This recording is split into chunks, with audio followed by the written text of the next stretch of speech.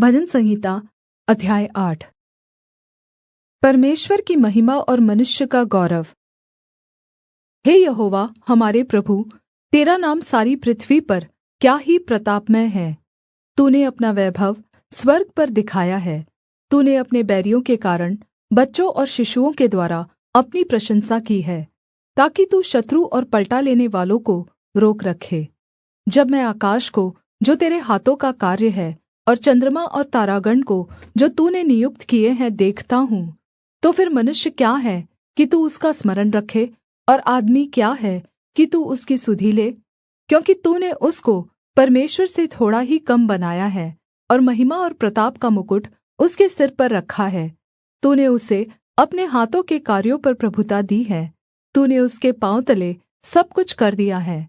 सब भेड़बकरी और गाय बैल और जितने वन पशु हैं, आकाश के पक्षी और समुद्र की मछलियाँ और जितने जीवजन्तु समुद्रों में चलते फिरते हैं। हे यहोवा, हे हमारे प्रभु, तेरा नाम सारी पृथ्वी पर क्या ही प्रतापमय है। भजन संहिता अध्याय 9।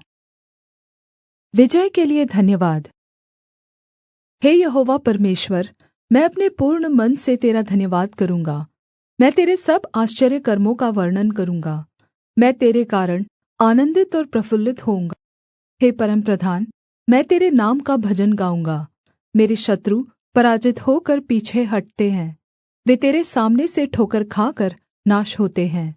तूने मेरे मुकद्दमे का न्याय मेरे पक्ष में किया है। तूने सिंहासन पर विराजमान होकर धार्मिकता से न्याय किया। तूने जाति-जाति को झिड़का और दुष्ट को नाश किया है। तूने उनका नाम अनन्तकाल के लिए मिटा दिया है। शत्रु अनन्तकाल के लिए उजड़ गए हैं।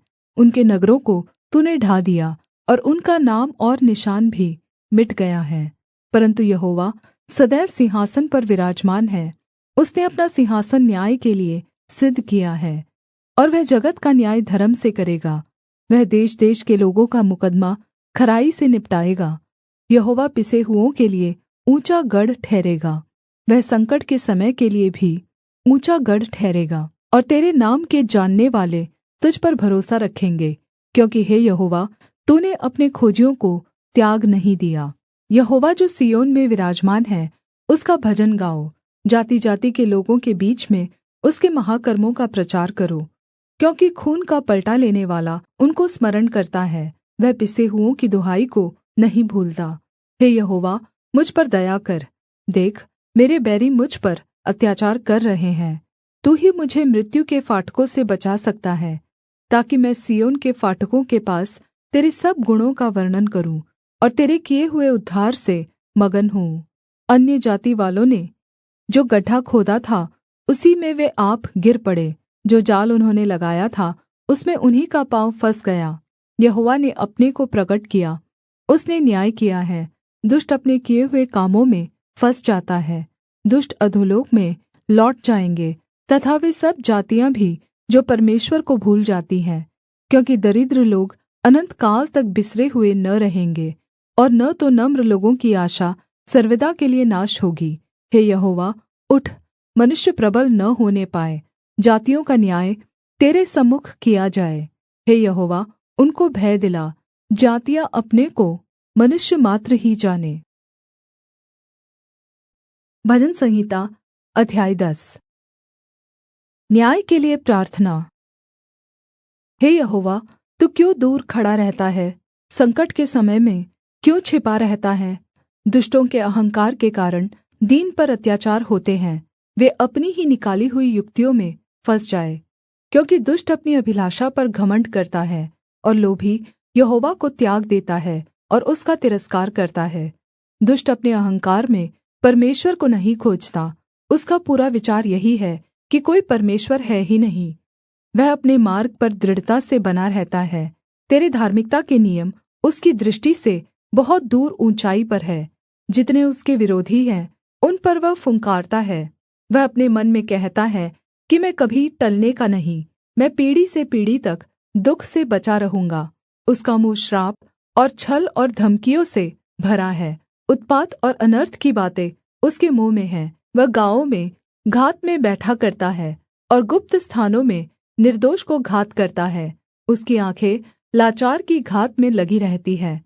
वह सेंक के समान झाड़ी में छिपकर घात में बैठाता है।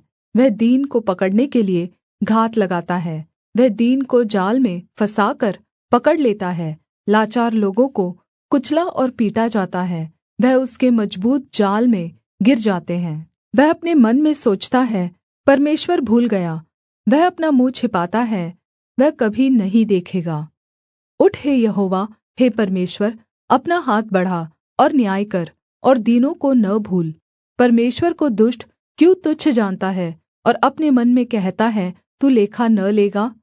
तूने देख लिया है, क्योंकि तू उत्पात और उत्पीड़न पर दृष्टि रखता है, ताकि उसका पलटा अपने हाथ में रखे। लाचार अपने आप को तुझे सौंपता है, अनाथों का तू ही सहायक रहा है। दुर्जन और दुष्ट की भुजा को तोड़ डाल, उनकी दुष्टता का लेखा ले, जब तक कि सब उसमें से दूर न हो जाए। यहोवा अनन्त काल के लिए महाराज है, उसके देश में से जाति-जाति लोग नाश हो गए हैं। हे यहोवा, तूने नम्र लोगों की अभिलाषा सुनी है, तू उनका मन दृढ़ करेगा। तू कान लगाकर सुनेगा कि अनाथ और पिसे हुए का न्याय करे, ताकि मनुष्य जो मिट्टी से बना है फिर भय दिखाने न पाए। भजन संहिता अध्याय 11। परमेश्वर पर भरोसा। मैं यहोवा में शरण लेता हूँ। तुम क्यों मेरे प्राण से कहते हो, पक्षी के समान अपने पहाड़ पर उड़ जा? क्योंकि देखो, दुष्ट अपना धनुष चढ़ाते हैं और अपने तीर धनुष की डोरी पर रखते हैं, कि सीधे मन वालों पर अंधियारे में तीर चलाए। यदि नींवें ढा दी जाए तो धर्मी क्या कर सकता है? यहोवा अपने पवित्र भवन में है, यहोवा का सिंहासन स्वर्ग में है। उसकी आँखें मनुष्य की संतान को नित देखती रहती हैं, और उसकी पलकें उनको जाँचती हैं। यहोवा धर्मी और दुष्ट दोनों को परखता है, परन्तु जो उपद्रव से प्रीति रखते हैं उनसे वह घृणा करता है।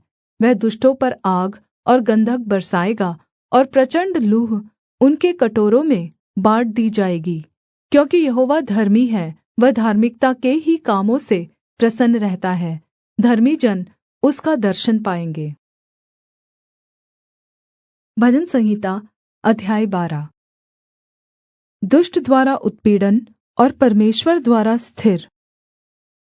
हे यहोवा, बचा ले, क्योंकि एक भी भक्त नहीं रहा। मनुष्यों में से विश्वासयोग्य के लोग लुप्त हो गए हैं। प्रत्येक मनुष्य अपने पड़ोसी से झूठी बातें कहता है। वे चापलूसी के होठों से दो रंगी बातें करते हैं। यहोवा सब चापलूस होठों को और उस जीभ को जिससे बड़ा बोल निकलता है काट डालेगा। वे कहते हैं, हम अपनी जीभ ही से जीतेंगे, हमारे होठ हमारे ही वश में हैं, हम पर कौन शासन कर सकेगा? दीन लोगों के लुट जाने और दरिद्रों के कराहने के कारण यहोवा कहता है, अब मैं उठूँगा। जिस पर वे फुँकारते हैं उसे मैं चैन विश्राम दूँगा। यहोवा का वचन पवित्र है, उस चाँदी के समान जो भट्ठी में मिट्टी पर ताई गई और 7 बार निर्मल की गई हो। तू ही हे यहोवा उनकी रक्षा करेगा, उनको इस काल के लोगों से सर्वदा के लिए बचाए रखेगा। जब मनुष्यों में बुराई का आदर होता है, तब दुष्ट लोग चारों ओर अकड़ते फिरते हैं।